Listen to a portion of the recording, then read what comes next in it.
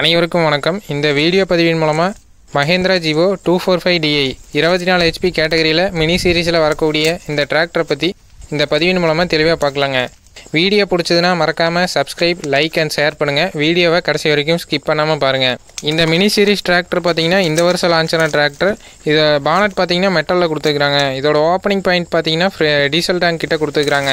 இதுக்கு முன்னாடி MF வீடியோவில் பார்த்த மாதிரி இதோட பானட்டும் பார்த்திங்கன்னா பேக்லேருந்து ஃப்ரண்ட்டில் தள்ளுற மாதிரி கொடுத்துருக்குறாங்க. இதோட பானட் பார்த்திங்கன்னா மெட்டாலிக் பானட் கொடுத்துருக்குறாங்க. இதோட பெயிண்ட் பார்த்திங்கன்னா ரெட் மெட்டாலிக் பெயிண்ட் யூஸ் பண்ணிக்கிறாங்க. பானட்டை ஓப்பன் பண்ணால் ஃப்ரண்ட் போர்ஷனில் coolant oil reservoir, radiator, battery, அது மட்டும் இல்லாமல் ஹைட்ராலிக் பம்பு இதெல்லாம் கொடுத்துருக்குறாங்க. இதோட ஹைட்ராலிக் பம்ப் பார்த்திங்கன்னா ஃப்ரண்ட் இன்ஜின் மெயின் ஷாஃப்ட்டில் கனெக்ட் பண்ணிக்கிறாங்க. அதை பற்றி பின்னாடி பார்க்கலாம். இதில் யூஸ் பண்ணிக்கிற ஏர் ஃபில்டர் பார்த்திங்கன்னா ட்ரை டைப் ஏர் ஃபில்டர் கொடுத்துருக்குறாங்க. வித் கிளாகிங் சென்சாரோட கொடுத்துருக்குறாங்க. கிளாகிங் சென்சார் எதுக்குன்னா ஏர் ஃபில்டரில் ஏதாச்சும் டேமேஜ் ஆகிடுச்சுனாவோ இல்லை டஸ்ட் அதிகமாக வந்துருச்சுனாலோ இல்லை ஏர் ஃபில்டரில் வந்து டஸ்ட் வந்து அதிகமாக இருந்தாலோ வார்னிங் லைட் தெரியும். அதை பற்றி நீங்கள் க்ளீன் பண்ணியோ இல்லை ஏர் ஃபில்டரை மாற்றியோ போடலாம். அடுத்து இதில் யூஸ் பண்ணிக்கிற இன்ஜினை பார்க்கலாம். இதில் மஹேந்திராவோட 2 சிலிண்டர் 1366 சிசி கொண்ட வாட்டர் கோல்டு இன்ஜினை யூஸ் பண்ணிக்கிறாங்க. இதில் நான் டர்போ இன்ஜின் யூஸ் பண்ணிக்கிறாங்க. பொதுவாகவே பார்த்தீங்கன்னா 50 HP கீழே வரது பூராவே நான் டர்போ இன்ஜினாக தான் இருக்கும். டர்போ வந்து எதுக்கு கொடுக்குறாங்கன்னா கம்ப்ளீட் கம்பஷன், அதாவது உள்ளே போகக்கூடிய அதிகமான காற்று உள்ளே போகிறதுனால டீசல் வந்து முழுமையாக எரிஞ்சு வெளியே வரும். அதனால் பொல்யூஷன் தரக்கூடிய சில கேஸ் எல்லாம் கண்ட்ரோல் ஆகுது. அடுத்து இன்ஜினுக்கு லெஃப்ட் சைட் போர்ஷனில் பார்த்தீங்கன்னா டீசல் ஃபில்ட்ரு, ஆல்டர்னேட்ரு, செல்ஃப் மோட்டர் இதெல்லாம் கொடுத்துருக்குறாங்க. அடுத்து இந்த டிராக்டரில் ஹைட்ராலிக் பம்ப் பார்த்தீங்கன்னா இன்ஜினோட மெயின் ஷாஃப்ட்டில் ஃப்ரண்ட்டில் கனெக்ட் பண்ணிக்கிறாங்க. இந்த ஒரு அப்பீரியன்ஸில் தான் பார்த்தீங்கன்னா ஃப்ரண்ட் பிடிஓவும் இருக்கும். இதில் ஹைட்ராலிக் பம்ப் பார்த்தீங்கன்னா ஸ்டேரிங் ஆப்ரேஷனுக்கும் பின்னாடி 3 பாயிண்ட் ஹிச் ஆப்ரேஷனுக்கும் தனித்தனி 2 விதமான ஹைட்ராலிக் பம்ப் யூஸ் பண்ணிக்கிறாங்க. ஃப்ரண்ட் பிடிஓவில் பார்த்தீங்கன்னா ஒரு ஹோல் ஷாஃப்ட் இருக்கும். அந்த ஷாஃப்ட்டுக்கு சென்டரில் பார்த்தீங்கன்னா கிளச்சு கொடுத்துருப்பாங்க அந்த பிடிஓ ஆன் ஆஃப் பண்ணுறதுக்கு. அந்த ஷாஃப்ட் முடிகிற இடத்துல ஃப்ரண்ட் போர்ஷனில் பார்த்தீங்கன்னா பிடிஓ கியர் பாக்ஸ் இருக்கும். இப்போ ஒரு 1000 RPM இருக்குதுன்னா இன்ஜின் ஓடுதுன்னா அதை ஒரு 540 RPM கன்வெர்ட் பண்ணுற மாதிரியோ இல்லை ஃபுல்லாக கன்வெர்ட் பண்ணுற மாதிரியோ ஒரு அரேஞ்ச்மெண்ட்டில் கொடுத்துருப்பாங்க. ஃப்ரண்ட் பிடிஓ பற்றி தனியாக ஒரு வீடியோ பண்ணுறாங்க. அடுத்து இன்ஜினுக்கு ரைட் சைட் போர்ஷனில் பார்த்தீங்கன்னா டீசல் பம்பு, எக்ஸாஸ்ட் இதெல்லாம் கொடுத்துருக்குறாங்க. இதில் டீசல் பம்ப் பார்த்தீங்கன்னா 2 சிலிண்டருக்கான இன்லைன் பம்ப் அரேஞ்ச்மெண்ட்டை கொடுத்துருக்குறாங்க. இதில் எக்ஸாஸ்ட் பார்த்தீங்கன்னா சைடில் போகிற மாதிரி கொடுத்துருக்குறாங்க. இந்த மாதிரி ஒரு அரேஞ்ச்மெண்ட் எதுக்கு கொடுத்துருக்குறாங்கன்னா மோஸ்ட்லி பார்த்தீங்கன்னா மினி சீரிஸ் பார்த்தீங்கன்னா இன்டர் கல்டிவேஷனுக்கு யூஸ் பண்ணுவாங்க. Banana field, sugar cane field அந்த மாதிரி ஃபீல்டில் யூஸ் பண்ணுவாங்க.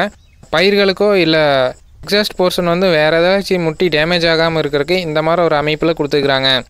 இன்ஜின் ஆயில் ஃபில்டரும் ஹைட்ராலிக் ஃபில்டரும் அந்த எக்ஸாஸ்ட் போர்ஷனுக்கு கீழே கொடுத்துருக்குறாங்க.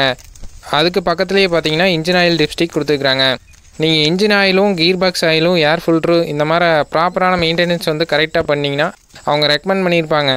ஒரு எல்லா பிராண்ட்லேயும் பார்த்தீங்கன்னா குறிப்பிட்ட ஹவர்ஸ் கொடுக்க அந்த மாற்றணும் அந்த அப்படிங்கிற ஒரு ப்ரொசீஜர் இருக்கும். அதுக்கு தகுந்த மாதிரி நீங்கள் மாற்றிக்கிட்டே வந்தீங்கன்னா ஒரு 10,000 ஹவர் ஆனாலும் கீர் பாக்ஸ்லேயும் இன்ஜின்லேயோ இதுலேயுமே ஒரு ப்ராப்ளம் வராது. அடுத்து ஹைட்ராலிக் பம்புக்கு போகக்கூடிய மெயின் லைன் பார்க்குறீங்க, சைடில் கொடுத்துருக்குறாங்க. வண்டிக்கு ரைட் சைடில் கொடுத்துருக்குறாங்க. அது சென்டர் போர்ஷனில் ஹைட்ராலிக் ஃபில்டர் கொடுத்துருக்குறாங்க. ஆயில் சம்ப் பார்த்தீங்கன்னா கீர் பாக்ஸோட பாட்டம் போர்ஷன்லாம் கொடுத்துருக்குறாங்க.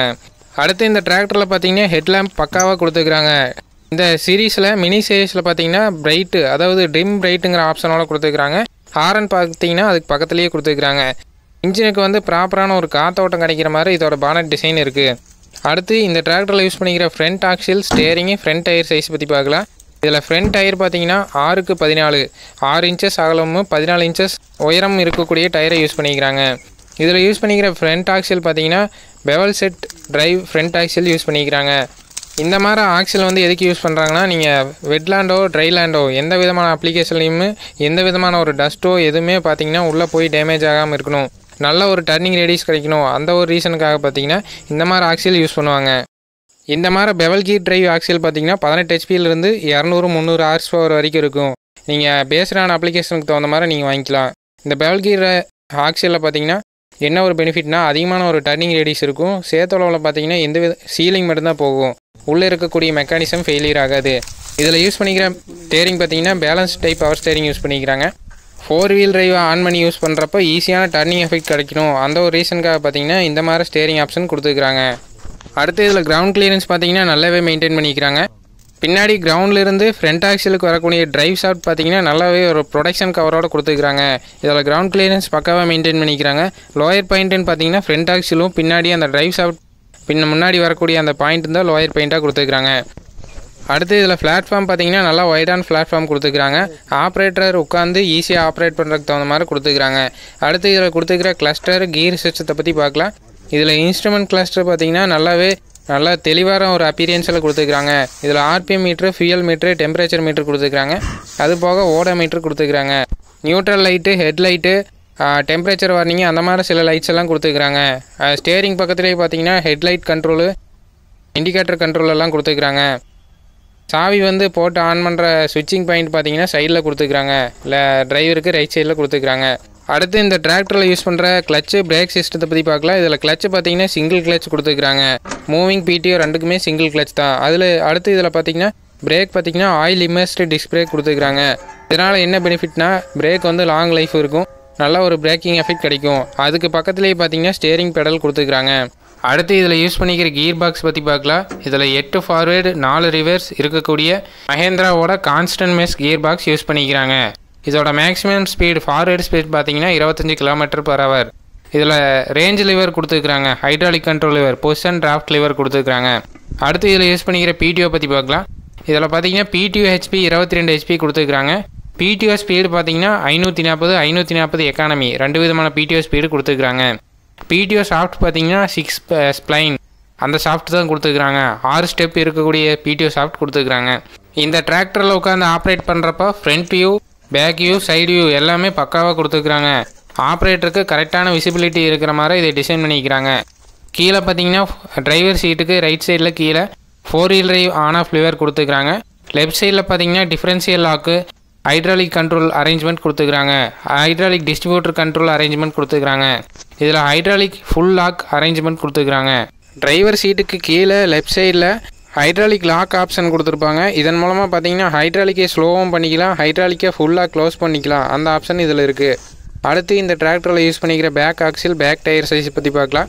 இதில் யூஸ் பண்ணிக்கிற பேக் டயர் சைஸ் பார்த்தீங்கன்னா 8.3க்கு 24 சைஸ் டயரை யூஸ் பண்ணிக்கிறாங்க. 8.3 இன்ச்சஸ் அகலமும் 24 இன்ச்சஸ் உயரமும் இருக்கக்கூடிய டயரை யூஸ் பண்ணிக்கிறாங்க. அடுத்து இதில் யூஸ் பண்ணிக்கிற பேக் ஆக்சில் பார்த்தீங்கன்னா புல் கீர் ரிடக்ஷன் ஆக்சில் யூஸ் பண்ணிக்கிறாங்க.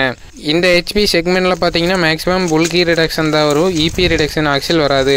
அடுத்து பேக் சைடில் பார்க்குறீங்க க்ளீனான ஒரு அரேஞ்ச்மெண்ட்டில் கொடுத்துருக்குறாங்க. ஹைட்ராலிக்கு பிடிஓ எல்லாமே ஒரு க்ளீனான அரேஞ்ச்மெண்ட்டில் கொடுத்துருக்குறாங்க. இதில் ஹைட்ராலிக் பார்த்தீங்கன்னா மஹேந்திராவோட ஹைட்ராலிக் யூஸ் பண்ணிக்கிறாங்க. இதோட லிஃப்டிங் கெப்பாசிட்டி 750 kg. டாப்லிங் மாற்ற இடத்துல பார்த்தீங்கன்னா 2 விதமான ஹோல்ஸ் கொடுத்துருக்காங்க. டம்மி சென்சிங், ஃபுல் சென்சிங் அந்த ஆப்ஷனோட இருக்குது. ரொட்டாவேட்டர் அப்ளிகேஷனில் எப்போவுமே டம்மி சென்சிங்கில் தான் போடணும். ஏன்னா சென்சிங் அடிச்சுன்னா இம்ப்ளிமெண்ட் வந்து லிஃப்ட் ஆகும். அதனால் சரியான ஒரு ஃப்ளோவிங் எஃபெக்ட் கிடைக்காது. அந்த கல்டிவேட்டர் யூசேஜுக்கு மட்டும்தான் டாப் சென்சிங்கில் போடணும். ஹை சென்சிங்கில் போடுறப்போ இம்ப்ளிமெண்ட் வந்து நிலத்தில் குத்துறப்போ ஆட்டோமேட்டிக்காக லிஃப்ட் ஆகிருக்கு. அந்த ஸ்ப்ரிங் டென்ஷனால் அந்த ஹோல் செட்டு வந்து உள்ளேயோ வெளியோ அட்ஜஸ்ட்மெண்ட் ஆகி பொசிஷன் லிவர் ஆக்டிவேட் ஆகி இம்ப்ளிமெண்ட் தானாக லிஃப்ட் ஆகும். இதுதான் ஏடிடிசின்னு சொல்லுவாங்க. அந்த ஒரு டெக்னாலஜி இதில் கொடுத்துருக்குறாங்க. அடுத்து இதில் பேக் ஆக்சில் பார்க்குறீங்க, ப்ராப்பரான சீலிங்கோட கொடுத்துருக்குறாங்க. பிடிஓவும் பார்த்தா ப்ராப்பரான சீலிங்கோட கொடுத்துருக்குறாங்க. லோயர் லிங்க் அட்ஜஸ்ட்மெண்ட்டுக்கு ஸ்டே செயின் டைப்பில் கொடுத்துருக்குறாங்க. இந்த ஸ்டே செயின் எதுக்கு கொடுக்குறாங்கன்னா ரொட்டாவேட்டரோ ரிஜரோ யூஸ் பண்ணுறப்போ இம்ப்ளிமெண்ட் வந்து ஆடாமல் ஒரே நேராக வரணும். அந்த ஒரு ரீசனுக்காக இந்த மாதிரி அட்ஜஸ்ட்மெண்ட் கொடுக்குறாங்க. இந்த விவசாயி பார்த்தீங்கன்னா ரோட்டரி டில்லர் சக்திமானோட 20 பிளேட் ரோட்டரி டில்லரை யூஸ் பண்ணுறாரு.